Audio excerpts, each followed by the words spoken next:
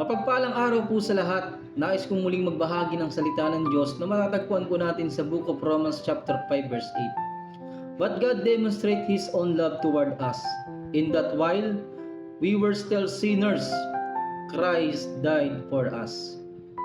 Pinadama at pinatunayan ng Diyos ang kanyang pag-ibig sa atin na kahit tayo'y makasalanan, isinugo niya si Kristo sa sangkatauhan upang ialay ang kanyang buhay upang sa pamamagitan ng kanyang dugo, tayo ay mapawalang sala sa harap ng Diyos at iligtas sa puot ng Diyos.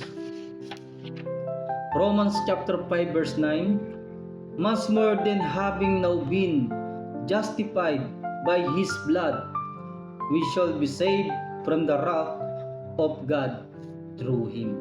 Sapagkat darating ang puot ng Diyos sa sanlibutan, at ang mga taong hindi kumilala